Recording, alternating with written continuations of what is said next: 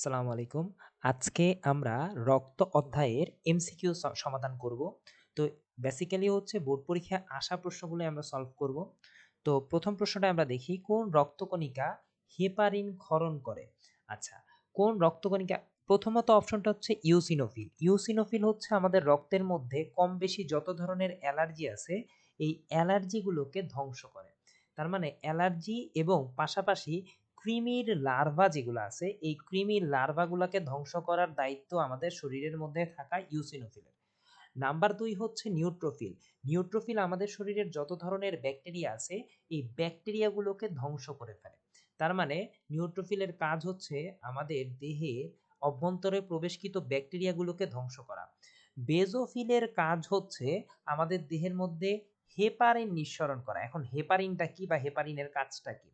এই হেপারিনের কাজ হচ্ছে হেপারিন নিঃসরণ করা। আচ্ছা, এই হেপারিন হচ্ছে আমাদের রক্তনালীর ভেতর দিয়ে যখন রক্ত চলাচল করে তখন রক্তনালীর ভেতরে যাতে রক্ত জমাট বাঁধতে না পারে এই জন্য হেপারিন নিঃসরণ করার দায়িত্ব নিচ্ছে হচ্ছে বেজোফিল। আর মোনোসাইট হচ্ছে ক্যান্সারে আক্রান্ত এবং ভাইরাসে আক্রান্ত কোষগুলোকে ধ্বংস করে ফেলে। তার মানে ক্যান্সার এবং ভাইরাসে আক্রান্ত কোষকে ধ্বংস করে হচ্ছে ভাইরাসে আক্রান্ত কোষকে ধ্বংস করার দায়িত্ব নেয় হচ্ছে মনোসাইট। আচ্ছা, এই চারটা আমরা এখান থেকে দেখলাম। তার মানে এইখান থেকে আমার অপশনটা হচ্ছে কি বেজোফিল হেপারিন নিঃসরণ করে। আচ্ছা, এর পরবর্তী আমরা এই প্রশ্নটা দেখি। বাম নিলয়, আচ্ছা আমি আগে হৃৎপিণ্ডের মতো একটা জিনিস এঁকে ফেলি। এইটা যদি আমরা মনে মনে হৃৎপিণ্ডের মতো ধরি, যেহেতু এমসিকিউর জন্য অনেক পারফেক্ট ছবির দরকার নেই। আচ্ছা, এইটা হচ্ছে আমার ডান অ্যাট্রিয়াম। ডান অ্যাট্রিয়াম। এইটা হইতেছে আমার বাম অ্যাট্রিয়াম। এইটা হচ্ছে আমার ডান ভেন্ট্রিকল। এইটার নাম হচ্ছে আমার ডান, সরি, এইটা হচ্ছে বাম, বাম বাম ভেন্ট্রিকল। আচ্ছা, এইখানে বলছে বাম নিলয়। প্রথমে হচ্ছে আমার রক্তটা বাম নিলয় থেকে মহাধমনীর মাধ্যমে সারা দেহে যায়। তার মানে এই হৃৎপিণ্ডটার এইখান থেকে মহাধমনীর মাধ্যমে এটা সারা দেহের মধ্যে ছড়ায় পড়তেছে, শরীরের প্রত্যেকটা কোষের মধ্যে। সেইখান থেকে আবার মেইনলি হচ্ছে যেই কার্বন ডাই অক্সাইডটা তৈরি হইতেছে, দ্যাট মিনস প্রত্যেকটা কোষে যে কার্বন ডাই অক্সাইডগুলা তৈরি হইতেছে সেটা পরবর্তীতে ঊর্ধ্ব মহাশিরা এবং নিম্ন মহাশিরা এর মাধ্যমে আমার ডান অ্যাট্রিয়ামে ঢুকতেছে। ডান অ্যাট্রিয়ামে ঢুকতেছে তার মানে কি জাতীয় রক্ত এখানে আসলো? কার্বন ডাই অক্সাইড জাতীয় রক্ত আসলো আমার সারা শরীরের থেকে। পরবর্তীতে ডান অ্যাট্রিয়াম থেকে আবার হচ্ছে ডান ভেন্ট্রিকল। তার মানে এই যে আমি এখন যেই সংবহন তন্ত্রটা আঁকলাম, বেসিক্যালি বাম নিলয় মহাধমনী অঙ্গতন্ত্র, এটা কিন্তু হচ্ছে সিস্টেমিক সংবহন তন্ত্রের অংশ। এটা হচ্ছে সিস্টেমিক সংবহনতন্ত্রের অংশ। আচ্ছা, আমি আস্তে আস্তে সবগুলাই মেইনলি হচ্ছে একটু বলার চেষ্টা করি। পোর্টাল সংবহনতন্ত্র, পালমোনারি, পোর্টাল, সিস্টেমিক, করোনারি। আচ্ছা, প্রথমত হচ্ছে সিস্টেমিকটা তো দেখলাম। এরপরে হচ্ছে আহ পালমোনারি সংবহনটা যদি আমি চিন্তা করি তাহলে পালমোনারি সংবহনটা হচ্ছে আমি বামে লিখে দিতেছি। সেটা হইতেছে আমার ডান নিলয়,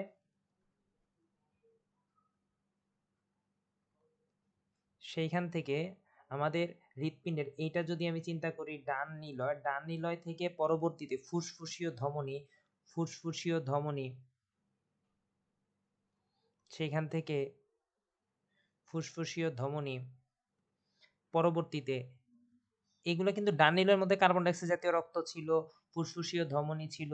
তারপরে এই ফুসফুসীয় ধমনী থেকে রক্তটা চলে গেল হচ্ছে আমার ফুসফুসের মধ্যে।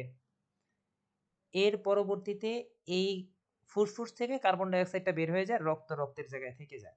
এইটা হইতেছে কার্বন ডাই অক্সাইড জাতীয় রক্তের সংবহন। আচ্ছা, এইখানে আমার প্রশ্নের মধ্যে যেটা দেওয়া আছে যে বাম নিলয়, মহাধমনী, অঙ্গতন্ত্র, মহাশিরা, ডান অলিন্দ, এইটা মেইনলি হচ্ছে আমার সিস্টেমিক সংবহন তন্ত্রের অংশ। আচ্ছা, তাহলে ২ নাম্বারটার অ্যান্সার হচ্ছে আমার সিস্টেমিক সংবহনতন্ত্র। ৩ নাম্বার প্রশ্নটা যদি আমরা একটু চিন্তা করি যে কার্ডিয়াক চক্রের কোন দশায় সাধারণত হৃদ শব্দ সৃষ্টি হয়? আচ্ছা, এইখানে আমরা মেইনলি যদি চিন্তা করি কার্ডিয়াক চক্রের ধাপ কিন্তু হচ্ছে ৪ টা। এখানে ৪ টা অপশনে দেওয়া আছে অ্যাট্রিয়ামের ডায়াস্টল, অ্যাট্রিয়ামের সিস্টল, অ্যাট্রিয়ামের সিস্টল, ভেন্ট্রিকলের সিস্টল, ভেন্ট্রিকলের ডায়াস্টল। আচ্ছা, সর্বপ্রথম ভেন্ট্রিকলের সিস্টলের মধ্যে লাভ নামক শব্দের সৃষ্টি হয় এবং এই লাভের প্রতিক্রিয়া বল হিসেবে ভেন্ট্রিকলের ডায়াস্টলের মধ্যে পুনরায় আবার ডাব নামক শব্দের সৃষ্টি হয়। তার মানে সর্বপ্রথম যে শব্দটা তৈরি হয় সেটা হচ্ছে আমার লাভ। তারই প্রেক্ষিতে যেটা তৈরি হয় সেটা হচ্ছে কিন্তু ডাব। তার মানে ৩ এর অ্যান্সার হচ্ছে ২। আচ্ছা, পাশাপাশি হচ্ছে আমি এখানে একটু বলি যে সাধারণত আমাদের কার্ডিয়াক চক্র, দ্যাট মিনস কার্ডিয়াক চক্র কিন্তু ২ টা ধাপে ঘটে। একটা হচ্ছে সিস্টোল প্লাস আরেকটা হচ্ছে ডায়াস্টল। এই সিস্টল এবং ডায়াস্টলের সময়কাল ২ টাকে আমরা যদি সময়কে একসাথে কনসিডার করি, ২ টা মিলে আমার সময় লাগে 0.8 সেকেন্ড। কিভাবে? আমরা জানি সাধারণত হৃৎপিণ্ড ৬০ সেকেন্ডে হার্ট বিটিং করে হচ্ছে প্রায় ৭৫ বারের মতো। কিছু, কিছু জায়গায় ৭২ বারও লিখা আছে। তাহলে একবারের সময়কাল, হৃৎপিণ্ডের একবারের সময়কাল হচ্ছে কত? ৬০ ডিভাইডেড বাই 72 বা 75। এখন যেহেতু 75 ধরছি তাহলে 75। তাহলে ক্যালকুলেশন করলে দাঁড়ায় 0.8 সেকেন্ড। তাহলে এই 0.8 সেকেন্ডের মধ্যে হৃৎপিণ্ডের সিস্টল মানে সংকোচন plus at the mean time হচ্ছে আমার ডায়াস্টল মানে প্রসারণ সংঘটিত হয়।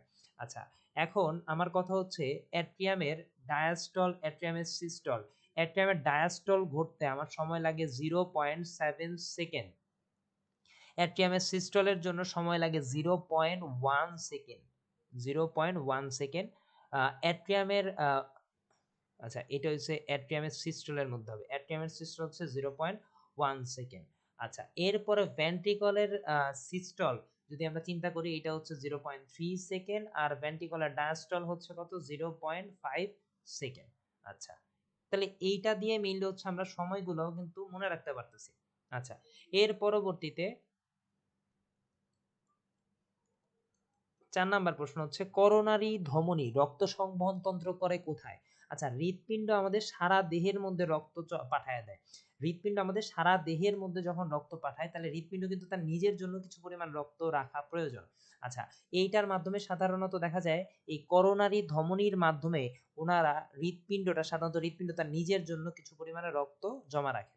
আচ্ছা, তারপরের প্রশ্ন, আমরা সাধারণত জানি যে হৃৎপিণ্ড সাধারণত নিজে নিজে সংকুচিত বা প্রসারিত হয় না, বরং হৃৎপিণ্ডের মধ্যে এমন বেশ কিছু টিস্যু আছে যারা স্বয়ংক্রিয়ভাবে হৃৎপিণ্ডটাকে সংকোচন প্লাস হৃৎপিণ্ডটাকে প্রসারণ করতে সাহায্য করে।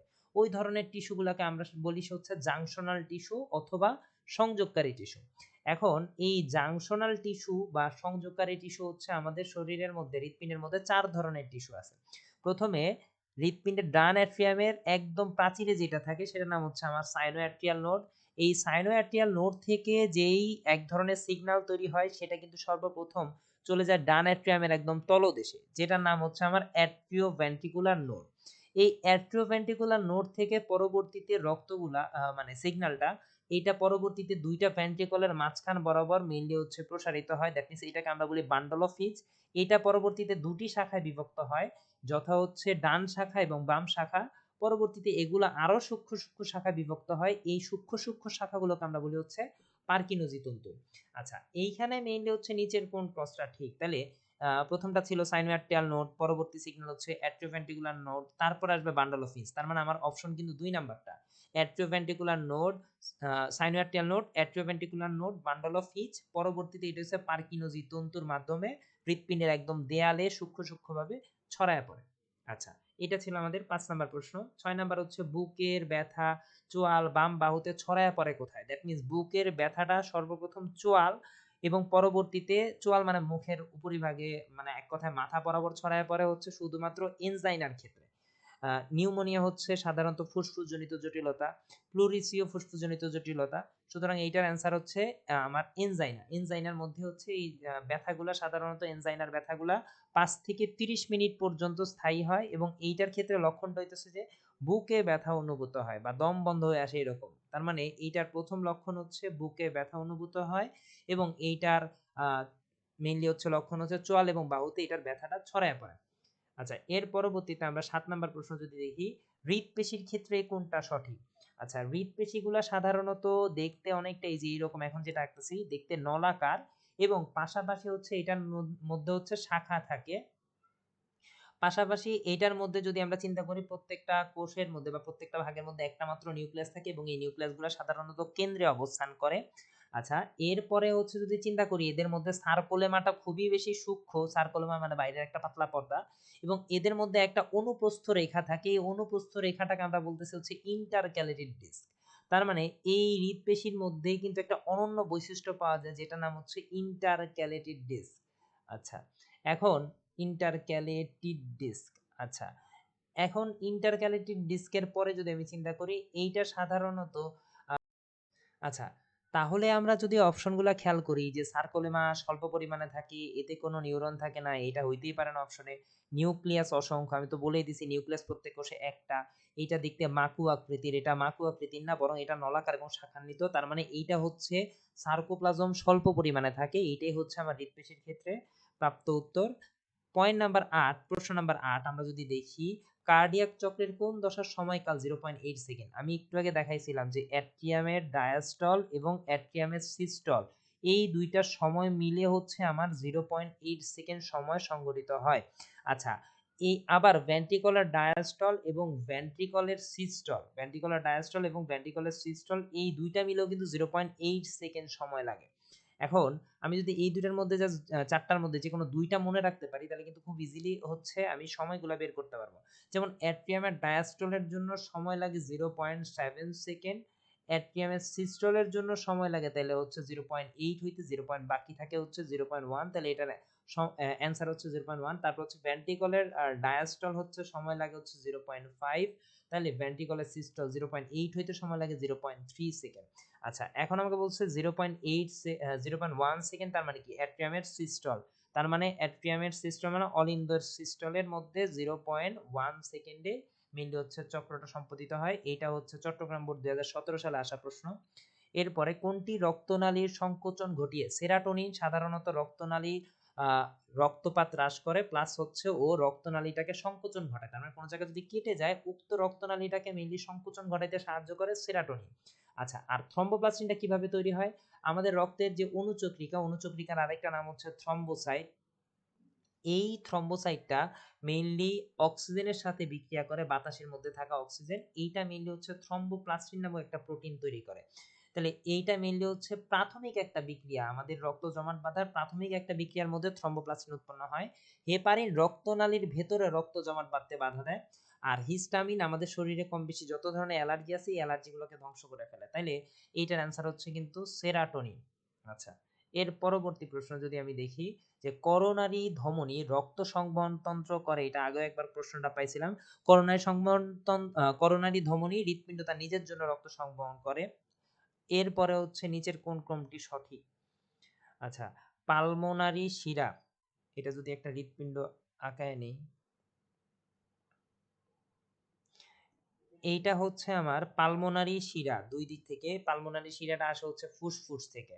ফুসফুস থেকে মেইনলি হচ্ছে 4টা পালমোনারি শিরার মাধ্যমে অক্সিজেন জাতীয় রক্ত প্রথমে ঢুকে হচ্ছে বাম অ্যাট্রিয়াম। তার মানে বাম অ্যাট্রিয়াম, প্রথম অপশনটা কিন্তু বাম অ্যাট্রিয়াম নাই, বাম ভেন্ট্রিকল, তার মানে প্রথমটা বাদ। পরেরটা হচ্ছে পালমোনারি শিরা বাম অ্যাট্রিয়াম, 2 নম্বরটা মিলতেছে। পরবর্তীতে বাম ভেন্ট্রিকল থেকে অ্যাওর্টা, অ্যাওর্টা মানে মহাধমনী, মহাধমনীর মাধ্যমে সারা দেহ, তার মানে অপশন কিন্তু 2 নাম্বারটা। আচ্ছা, তাহলে 11 নম্বরের সঠিক ক্রম হচ্ছে, এটা দিনাজপুর বোর্ড 17 সালে আসছিল, পালমোনারি শিরা, বাম অ্যাট্রিয়াম, বাম ভেন্ট্রিকল, অ্যাওর্টা। হিমোস্ট্যাটিক প্লাক গঠন করে কোথায়? সাধারণত আমাদের শরীরে যদি কোনো জায়গায় কেটে যায়, উক্ত স্থান হতে প্রাথমিক অবস্থায় এক ধরনের তরল পদার্থ বের হয়ে আসে, যেটার নাম হচ্ছে সেরাটোনিন। একটু আগে বলছিলাম সেরাটোনিন সাধারণত রক্তনালীর ভেতরে রক্তপাত হ্রাস করে। এই সেরাটোনিনটা কিছুদিন পরে, সেরাটোনিন প্রাথমিক অবস্থায় থাকে তরল, কিছুদিন পর এইটা মিললে হচ্ছে কঠিন আকৃতি ধারণ করে, তখন এটা হিমোস্ট্যাটিক প্লাক গঠন করে। তার মানে আমার কথা হচ্ছে হিমোস্ট্যাটিক প্লাক গঠন করে কোনটা? এইটা মেইনলি হচ্ছে প্রাথমিক অবস্থায় অনুচক্রিকা থেকে মেইনলি হচ্ছে হিমোস্ট্যাটিক প্লাক গঠন করে, যেটা হচ্ছে আমরা একটা কালচে আবরণ হিসেবে পাই। আর এরিথ্রোসাইট সাধারণত রক্তের মধ্যে বিভিন্ন ধরনের গ্যাস আদান প্রদান করে। গ্যাস বলতে হচ্ছে এখানে অক্সিজেন এবং কার্বন ডাই অক্সাইডকে বোঝানো হয়েছে। আর লিম্ফোসাইট হচ্ছে আমাদের শ্বেত রক্তকণিকা, এটা সাধারণত জীবাণু ধ্বংসের সাথে কাজ করে, জীবাণু ধ্বংসের সাথে কাজ করে। আর মোনোসাইট যেটা, মোনোসাইটও সাধারণত ক্যান্সার কণিকা এবং ভাইরাসে আক্রান্ত কোষকে ধ্বংস করে। তাহলে এইটার অ্যান্সার হচ্ছে কিন্তু থ্রম্বোসাইট। বাবা এবং মা উভয়ের রক্তের গ্রুপ এবি যদি হয়, তাহলে সন্তানের এবি হওয়ার সম্ভাবনা কত? আচ্ছা, সন্তানের সাধারণত এবি হওয়ার সম্ভাবনা হচ্ছে 50%। কেননা এর মধ্যে বাকি যে 50%, ওই 50%-এর 25% হওয়ার সম্ভাবনা এ গ্রুপ, এবং বাকি আর 25% সম্ভাবনা হচ্ছে বি গ্রুপ। তার মানে এইখান থেকে মিললে হচ্ছে এ বি গ্রুপ যদি বাবা মার উভয়েরই হয়, তাহলে সেইখান থেকে 50% হচ্ছে সন্তানের এ বি গ্রুপধারী হওয়ার সম্ভাবনা আছে। আচ্ছা, এটা সিলেট বোর্ড 2017 সালে আসা প্রশ্ন। এরপর হচ্ছে দেহের কোন অংশ কেটে গেলে রক্ত জমাট বাঁধতে সাহায্য করে হচ্ছে অনুচক্রিকা, কারণ সে তো রক্তকণিকা হচ্ছে জীবাণু ধ্বংসের সাথে লিপ্ত, জীবাণু ধ্বংসের কাজগুলা করতেছে। লোহিত রক্তকণিকা হচ্ছে গ্যাস আদান প্রদান করে, আর হরমোনের কারণে আমাদের দেহের বিভিন্ন ধরনের ক্রিয়া, বলতে গেলে ছোট থেকে বড় হওয়া এবং পাশাপাশি আরো ধরনের ক্রিয়া আছে যেগুলো সংঘটিত হয়, তার মানে এটার অ্যান্সার হচ্ছে অনুচক্রিকা। পরবর্তীতে মানুষের লোহিত রক্তকণিকার গড় আয়ু হচ্ছে 120 দিন। আচ্ছা, এখানে আমি সবগুলাই লিখে দিই। লোহিত রক্তকণিকার গড় আয়ু হচ্ছে 4 মাস তথা 120 দিন। শ্বেত রক্তকণিকা সাধারণত এইটা 1 থেকে 15 দিন পর্যন্ত বেঁচে থাকে। পরবর্তীতে অনুচক্রিকা বা প্লাটিলেট, যেটাকে আমরা বলি প্লাটিলেট, এই প্লাটিলেট সাধারণত 5 থেকে 10 দিন পর্যন্ত বেঁচে থাকে। তাইলে এই হচ্ছে আমার আহ 3টা রক্তকণিকার আয়ুষ্কাল। তার মানে লোহিত রক্তকণিকা 120 দিন বা 4 মাস সময় পর্যন্ত বেঁচে থাকে। আচ্ছা, এর পরের প্রশ্নটা যদি আমরা চেক করি, রক্তরসে পানির পরিমাণ কত? আচ্ছা, রক্ত যদি চিন্তা করি, এই রক্ত সাধারণত যদি আমরা একটা টেস্ট টিউবের মধ্যে রেখে দেই, তাহলে পরের দিকে আমরা দেখতে পাবো, পরের দিন বা কয়েক ঘন্টা পরে, যে রক্তের নিচের দিকে কালচে এক ধরনের আস্তরণ পাওয়া যায়, যেটাকে আমরা বলবো হচ্ছে রক্তকণিকা। এটার পরিমাণ সাধারণত রক্তের মধ্যে তুলনামূলক কম থাকে, এবং রক্তের মধ্যে পানি বা হালকা হলদে বর্ণের যেটা থাকে সেটা হচ্ছে রক্তরস। এই রক্তের মধ্যে রক্তকণিকা যদি থাকে হচ্ছে আমার, রক্তকণিকার পরিমাণ 45% এবং রক্তরসের পরিমাণ হচ্ছে 55%। আচ্ছা, এখন এই রক্তরসের মধ্যে আবার দুইটা উপাদান আছে, একটা হচ্ছে পানি এবং আরেকটা হচ্ছে কঠিন পদার্থ। পানি এবং আরেকটা হচ্ছে কঠিন পদার্থ। আচ্ছা, এই পানির পরিমাণ, রক্তের মধ্যে পানির পরিমাণ হচ্ছে 90 থেকে 92% এবং কঠিন পদার্থের পরিমাণ 8 থেকে 10%। এখন পানির মধ্যে তো আর কোনো ভ্যারিয়েশন নাই, কঠিন পদার্থকে আমরা আবার দুই ভাগে ভাগ করতে পারি, একটা হচ্ছে জৈব পদার্থ এবং আরেকটা হচ্ছে অজৈব পদার্থ। জৈব পদার্থ মানে হচ্ছে যেগুলো সাধারণত আমরা খাবার হিসেবে খাই, রক্তের মধ্যে থাকা প্রোটিন, নাইট্রোজেন গঠিত বর্জ্য পদার্থ, রক্তের মধ্যে আরো অন্যান্য পদার্থ আছে। এই জৈব পদার্থের পরিমাণ হচ্ছে 7 থেকে 9%, আর অজৈব পদার্থের পরিমাণ হচ্ছে 0.9%। আচ্ছা, অজৈব পরিমাণ তার মানে হচ্ছে সোডিয়াম, পটাশিয়াম, ক্যালসিয়াম, ম্যাগনেসিয়াম, যেগুলো খনিজ লবণ হিসেবে থাকে সেগুলো হচ্ছে আমার অজৈব লবণ। তাহলে জৈব পদার্থ হচ্ছে কিন্তু আবার 3 ধরনের, একটা হচ্ছে রক্তের মধ্যে বিভিন্ন ধরনের প্রোটিন, প্রোটিন তারপর হচ্ছে আবার রক্তের মধ্যে নাইট্রোজেন গঠিত বর্জ্য এবং আরো অন্যান্য পদার্থ। আমি যেটা বললাম যে সাধারণত রক্তের মধ্যে রক্তের সামঞ্জস্যতা রক্ষা করার জন্য রক্তের মধ্যে আরো অন্যান্য পদার্থ বিদ্যমান। আচ্ছা, এখন প্রোটিনের মধ্যে 4টা প্রোটিন আছে, একটা হচ্ছে প্রোথম্বিন, একটা হচ্ছে গ্লোবিউলিন, একটা হচ্ছে ফাইব্রিনোজেন, আরেকটা হচ্ছে অ্যালবুমিন। এটাকে আমরা মেইনলি হচ্ছে এভাবে মনে রাখতে পারি, জিপিএ ফাইব্রিনোজেনকে এভাবে 5 দিয়ে আমি মনে রাখি সাধারণত, তাহলে ইজিলি কিন্তু 4টা রক্তকণিকা ইজিলি মনে রাখা যায়। জিপিএ 5 মানে জিতে গ্লোবিউলিন, পিতে প্রথমবিন, এতে অ্যালবুমিন আর 5 তে হচ্ছে ফাইব্রিনোজেন। রক্তের মধ্যে অন্যান্য নাইট্রোজেন গঠিত বর্জ্য পদার্থগুলো হচ্ছে সাধারণত আমাদের মূত্রের মধ্যে যেটা পাওয়া যায়, দ্যাট মিনস রক্তকে ছেঁকেই তো মূত্রেও বের হয়ে আসে। ইউরিয়া, তারপর হচ্ছে ইউরিক অ্যাসিড, ক্রিয়েটিনিন, যেটা মেইনলি হচ্ছে আমাদের কিডনি মেইনলি হচ্ছে সুস্থ আছে না নষ্ট হয়ে গেছে এটা পরিমাপের একক। এরকম আরো অন্যান্য অনেক উপাদান আছে, urea, uric acid, creatinine, ammonia, hypoxanthine, urochrome, এগুলো সবই কিন্তু নাইট্রোজেন গঠিত বর্জ্য পদার্থ। আর অন্যান্য পদার্থ হইতে পারে আমাদের শরীরের মধ্যে চর্বি, বিভিন্ন ধরনের লবণ, ভিটামিন, খনিজ লবণ, এগুলো হচ্ছে অন্যান্য পদার্থের মধ্যে আছে, হরমোন, এনজাইম। আর রক্তকণিকা 3 ধরনের, একটা হচ্ছে লোহিত রক্তকণিকা, আরেকটা হচ্ছে শ্বেত রক্তকণিকা, আরেকটা হচ্ছে অনুচক্রিকা। অনুচক্রিকা, দ্যাট মিন্স এই 3টা রক্তকণিকা আমাদের শরীরে পাওয়া যায়। তাহলে এখন আমাকে বলছিল প্রশ্নটার মধ্যে রক্তরসে পানির পরিমাণ, রক্তরসে পানির পরিমাণ শতকরা 90 থেকে 92%। রক্তরসের কথা বলছে 90 থেকে 92%, তাহলে অপশনে যেহেতু আমার 90% আসে তাহলে অ্যান্সার হচ্ছে 90%ই হবে। এর পরবর্তীতে যদি আমরা দেখি 17 নাম্বার প্রশ্ন, যে যে সকল রক্তবাহী নালী দেহের বিভিন্ন অংশ থেকে হৃৎপিণ্ডে রক্ত বহন করে নিয়ে আসে, দেহের বিভিন্ন অংশ, দ্যাট মিনস দেহের বিভিন্ন প্রান্তীয় এলাকা থেকে রক্তগুলা হৃৎপিণ্ডে নিয়ে আসে, ঊর্ধ্ব মহাশিরা আর নিম্ন মহাশিরা। তার মানে হচ্ছে এইখানে যে সকল রক্তবাহী নালী দেহের বিভিন্ন অংশ থেকে হৃৎপিণ্ডে রক্ত পরিবহন করে নিয়ে আসে তাদেরকে মিললে হচ্ছে এখানে তাহলে শিরা হবে অ্যান্সার, যেহেতু মহাশিরা নাই তাহলে অ্যান্সার হচ্ছে শিরা। আচ্ছা, এর পরের প্রশ্নটা যদি আমরা দেখতে যাই, আচ্ছা, এরপর আমাকে বলছে যে নিচের কোনটির উপস্থিতির জন্য রক্তের রং লাল হয়? আমরা জানি সাধারণত রক্ত মেইনলি হচ্ছে লোহিত রক্তকণিকার কারণে রক্ত লাল। তো লোহিত রক্তকণিকার মধ্যে একটা বিশেষ ধরনের কণিকা আছে। এই রক্তকণিকাটার নাম হচ্ছে হিমোগ্লোবিন। এই হিমোগ্লোবিনটাকে যদি ভেঙে ফেলি তাহলে ২ টা উপাদান পাবো। একটা হচ্ছে হিম এবং আরেকটা হচ্ছে গ্লোবিন। এই হিমের মধ্যে সাধারণত আয়রন জাতীয় পদার্থ বিদ্যমান। আয়রন জাতীয় পদার্থ বিদ্যমান এবং সারা দেহে এই হিমের পরিমাণ মাত্র ৩ গ্রাম। শতাংশে যদি হিসাব করতে যাই হিমের পরিমাণ ৩৩.৩৩% এবং গ্লোবিনের পরিমাণ ৬৬.৬৭%। এই গ্লোবিন যখন আমাদের দেহ থেকে নষ্ট হয়, ধ্বংসপ্রাপ্ত হয়, তখন গ্লোবিন ভেঙে ২ টা উপাদান তৈরি করে। একটা হচ্ছে বিলিরুবিন এবং আরেকটার নাম হচ্ছে বিলিভার্ডিন। একটা উপাদানের নাম হচ্ছে বিলিরুবিন এবং আরেকটার নাম হচ্ছে বিলিভার্ডিন। এই ২ টাই সাধারণত আমাদের দেহে যখন ধ্বংসপ্রাপ্ত হয় তখন এটা আমাদের মূত্রের মাধ্যমে দেহ থেকে নিষ্ক্রান্ত হয় বা বের হয়ে যায়। তার মানে এইটার অ্যান্সার হচ্ছে হিমোগ্লোবিনের কারণে আমাদের দেহের রক্তের কণিকার বর্ণ হচ্ছে লাল হয়। পরবর্তীতে যে লসিকার কাজ কি? লসিকা হচ্ছে এক ধরনের টিস্যু রস। এটা সাধারণত লসিকা আমাদের দেহের মধ্যে ১ থেকে ৪ লিটার পরিমাণ থাকে। এটা সাধারণত বগল, ঘাড় এবং কুচকির মধ্যে থাকে। এটার মধ্যে ২ টা উপাদান থাকে যথা কোষীয় এবং কোষবিহীন উপাদান। আর এটার মধ্যে মেইনলি শ্বেত রক্তকণিকা থাকে। ২ ধরনের শ্বেত রক্তকণিকা থাকে যথা বি লিম্ফোসাইট এবং আরেকটা হচ্ছে টি লিম্ফোসাইট এবং এই শ্বেত রক্তকণিকার সংখ্যা হচ্ছে ৫০০ থেকে ৭৫,০০০। আচ্ছা, তাহলে এইখানে লসিকা মেইনলি হচ্ছে আ লসিকার বর্ণটা হচ্ছে সাদা বর্ণের। এটা হচ্ছে বগল, ঘাড় এবং কুচকির মধ্যে জমা থাকে এবং লসিকা যদি চিন্তা করি তার মানে প্রাথমিক অবস্থায় এটা দেখতে সাদা বর্ণের, পরবর্তীতে এটার মধ্যে সাধারণত তেল বা চর্বি জমার কারণে কিছুটা হলুদ বর্ণ ধারণ করে।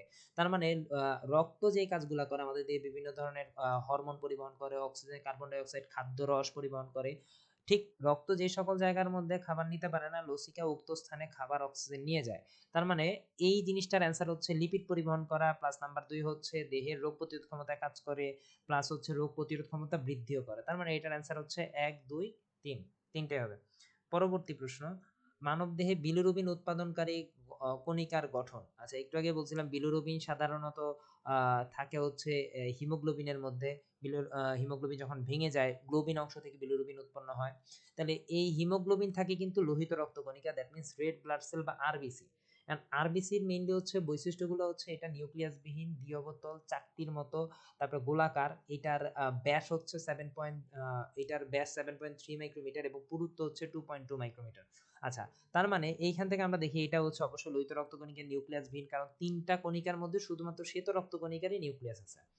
আচ্ছা, এটা হচ্ছে নমনীয় এবং স্থিতিস্থাপক। অবশ্যই এটা নমনীয় এবং স্থিতিস্থাপকতার কারণে শরীরের যেকোনো অংশে যাইতে পারে। আর এটা দ্বিতীয় বোতলের, তো আমি একটু আগে বললাম। তার মানে এইটা সাধারণত লোহিত রক্তকণিকা, নিউক্লিয়াসবিহীন, নমনীয়, স্থিতিস্থাপক এবং দ্বিতীয় বোতল। তাহলে অ্যান্সার হচ্ছে ১, ২, ৩, ৩ টে হবে। আচ্ছা, এর পরবর্তীতে রক্তের পিএইচ নিয়ন্ত্রণে ভূমিকা রাখে। আচ্ছা, এটা চট্টগ্রাম বোর্ড ১৭ সালে আসছে। এইটা সাধারণত পানি সাধারণত পিএইচ নিয়ন্ত্রণে কখনোই ভূমিকা রাখে না। বরং ওই দিক থেকে হচ্ছে পজিটিভ এবং negative ion, that means proton এবং বাইকার্বনেট আয়নটাই সাধারণত রক্তের পিএইচ তথা বাফার নিয়ন্ত্রণে ভূমিকা রাখে। অম্ল এবং ক্ষারের ভারসাম্য নিয়ন্ত্রণে ভূমিকা রাখে। তার মানে অ্যান্সার হচ্ছে ২ আর ৩। এটা হচ্ছে চট্টগ্রাম বোর্ডে আসা কোশ্চেন। এর পরবর্তীতে হচ্ছে স্বাভাবিক অবস্থায় রক্তনালীর ভেতরে রক্ত জমাট বাঁধে না, কারণ রক্তনালীর ভেতর দিয়ে প্রচন্ড পরিমাণ গতিতে রক্ত চলাচল করে। আর হেপারিনের কারণে অবশ্যই রক্ত জমাট বাঁধতে বাধা দেয় রক্তনালীর ভেতরে। আর রক্তনালীর প্রাচীর সাধারণত মসৃণ থাকে, অমসৃণ না বরং মসৃণ থাকে। তাহলে অ্যান্সার হচ্ছে ১ আর ২, তার মানে ক। তার মানে রক্তনালীর ভেতরে প্রাচীরটা অবশ্যই সবসময় মসৃণ থাকে। হৃৎপেশির বৈশিষ্ট্য, এইটা সাধারণত রেখাযুক্ত অবশ্যই। এর মধ্যে মায়োফাইব্রিল নামক রেখা থাকে এবং এইটা সাধারণত অনৈচ্ছিক প্রকৃতির। হৃৎপেশি যেটা, এটা আমরা চাইলে নিজের ইচ্ছায় সংকোচন প্রসারণ করতে পারি না। এটা মসৃণ না, এটা মসৃণ নয়। এবং এটি সাধারণত এই মায়োফাইব্রিল থাকার কারণে এটা অমসৃণ এবং এটা অনৈচ্ছিক প্রকৃতির। এটা ঠিক আছে, কিন্তু যেহেতু প্রথম অপশনটা মিলতেছে না তাই হবে না। তারপরে হচ্ছে আমি একটু আগে বলছিলাম যে যখন হৃৎপেশির বৈশিষ্ট্য বা ছবিটা আঁকছিলাম যে এটার মধ্যে এক ধরনের অনুপ্রস্থ রেখা দেখা যায়। এই অনুপ্রস্থ রেখাটাকে আমরা বলতেছি ইন্টারক্যালেটেড ডিস্ক বলে। তার মানে এইটার মধ্যে ইন্টারক্যালেটেড ডিস্ক, তার মানে ১ আর ৩ নাম্বার অপশনটা হবে অ্যান্সার। এর পরের প্রশ্নটার মধ্যে যদি আমরা যাই, ডাক্তার কখন ওপেন হার্ট সার্জারি? করোনারি বাইপাসের সময় অবশ্যই। করোনারি বাইপাস মানে হচ্ছে কি বিকল্প রাস্তাপথ সৃষ্টি করা। এই সময় হাত বা পা থেকে অতিরিক্ত রক্তনালী কেটে এনে সাধারণত বিকল্প পথ সৃষ্টির মাধ্যমে রক্ত চলাচল যে অব্যাহত রাখা, এইটাকে মেইনলি হচ্ছে বলা হয় করোনারি বাইপাস। এটার মধ্যে অবশ্যই বুকে ওপেন হার্ট সার্জারি করতে হয় বা বুকের মাঝখানে এই স্টারনাম কেটে মেইনলি অপারেশন করতে হয়। পেসমেকার স্থাপন করার সময় সাধারণত দেখা যায় ক্ল্যাভিকলের কিছুটা নিচ থেকে যে কোনো একটা মাংসপেশি কেটে অপারেশনটা করা হয়। মেইনলি হচ্ছে এখানে পুরোপুরি বুক কাটার প্রয়োজন হয় না। আর হৃৎপিণ্ডের কপাটিকা প্রতিস্থাপনে অবশ্যই যেহেতু হৃৎপিণ্ডটা সম্পূর্ণভাবে বের করা দরকার, সেই সময় শুধুমাত্র ওপেন হার্ট সার্জারি প্রয়োজন। তাহলে এটার অ্যান্সার হচ্ছে ১ এবং ৩। আচ্ছা, এরপরের যদি প্রশ্নটা খেয়াল করি যে ধমনীর বৈশিষ্ট্য। ধমনী মেইনলি হচ্ছে যদি চিন্তা করি, ধমনী হচ্ছে এটার গহ্বর ছোট, এটা থেকে মেইনলি হচ্ছে কৈশিক জালিকা থেকে উৎপন্ন হয় এবং এই একই সাথে এইটার গহ্বরটা ছোট। আচ্ছা, অপশন এখানে আমাদের ৩ টা অপশন। আচ্ছা, এটার মধ্যে আমাকে বলছে যে এটার গহ্বর অবশ্যই নেই। গহ্বরে কপাটিকা নাই। গহ্বরে কপাটিকা থাকে না, বরং এইটার মধ্যবর্তী গহ্বরটা তুলনামূলক ছোট। তার মানে এদের প্রাচীরটা অনেক বেশি পাতলা থাকে। এইটা কিন্তু কৈশিক জালিকা থেকে তৈরি হয় না। আচ্ছা, এইটা সাধারণত হৃৎপিণ্ড থেকে তৈরি হয়, মহাধমনী যেটা বা ধমনী, এটা সারা দেহে চলে যায়। তার মানে এইটার অ্যান্সার হচ্ছে ১ এবং ২। আচ্ছা, এর পরের প্রশ্ন যদি আমরা দেখি যে ট্রাইকাসপিড এবং বাইকাসপিড কবাডিকা বন্ধের কারণে নিলয় থেকে রক্ত যথাক্রমে পালমোনিক এবং সিস্টেমিক মহাধমনীতে যায়। আচ্ছা, ট্রাইকাসপিড এবং বাইকাসপিড, এটা যদি হচ্ছে আমরা হৃৎপিণ্ড চিন্তা করি, ডান দিকে যে কপাটিকা থাকে ওটাকে আমরা বললাম ট্রাইকাসপিড, বাম দিকে যে কপাটিকা থাকে সেটাকে বললাম বাইকাসপিড। কপাটিকা বন্ধের কারণে নিলয় থেকে রক্ত যথাক্রমে পালমোনারি এবং সিস্টেমিক মহাধমনীতে যায়। আচ্ছা, পালমোনারি পালমোনারি মানে ফুসফুসীয় ধমনী এবং সিস্টেমিক ধমনী মানে হচ্ছে সারা দেহের মধ্যে যাচ্ছে। আচ্ছা, তার মানে এইটা মেইনলি হচ্ছে এই জায়গা থেকে সংকুচিত আছে। তার মানে এটা নিলয়ের সংকোচনের কারণে সারা দেহে যায়। সিস্টেমিক মহাধমনী যায়। তার মানে এটা হচ্ছে নিলয়ের সিস্টল বা নিলয় সংকোচন। নিলয় যখন চারদিক থেকে চাপ দেয় তখন আচ্ছা, আচ্ছা, নিলয় যখন চারদিক থেকে চাপ দেয় তখন রক্তগুলা যথাক্রমে এই ডান ভেন্ট্রিকলে থাকা কার্বন ডাই অক্সাইড জাতীয় রক্ত এইটা হচ্ছে ফুসফুসীয় ধমনীর মধ্যে যায়, ফুসফুসীয় ধমনী। আর এই বাম দিকে যে অক্সিজেন জাতীয় রক্ত থাকে এইটা হচ্ছে মহাধমনীর মাধ্যমে সারা দেহের মধ্যে যায়। আচ্ছা, এর পরের প্রশ্নটার মধ্যে যদি যাই, উদ্দীপকে উল্লেখিত কপাটিকা বন্ধ এর ধাপে মেইনলি হচ্ছে উদ্দীপকে উল্লেখিত কপাটিকা দুটি। আচ্ছা, বলতেছে যে উদ্দীপকে উল্লেখিত কপাটিকা দুটি বন্ধ থাকে যে ধাপে অলিন্দের সিস্টলের সময় বন্ধ থাকে না, অ্যাট্রিয়ামের সিস্টলের সময়, বরং অ্যাট্রিয়ামের সিস্টলের সময় মেইনলি হচ্ছে সিস্টল মানে সংকোচন, সংকোচনের সময় কপাটিকা দুইটা খুলে যাওয়ার কারণে অলিন্দ থেকে রক্তগুলা ভেন্ট্রিকল তথা নিলয়ে চলে আসে। তার মানে এই অলিন্দের ডায়াস্টলের সময় এই কপাটিকা দুইটা বন্ধ থাকে। একই সময়ে নিলয়ের সিস্টলের সময় কপাটিকা বন্ধ থাকে, বরং অলিন্দের সিস্টলের সময় কপাটিকা খুলে যায়। তার মানে অ্যান্সার কিন্তু হচ্ছে ২ আর ৩। আচ্ছা, পরবর্তী প্রশ্ন যদি চিন্তা করি ২৮, এখানে ৩টা রক্তকণিকা দেওয়া আছে। প্রথমটা হইতেছে গোলাকার, তার মানে এটা অবশ্যই আরবিসি।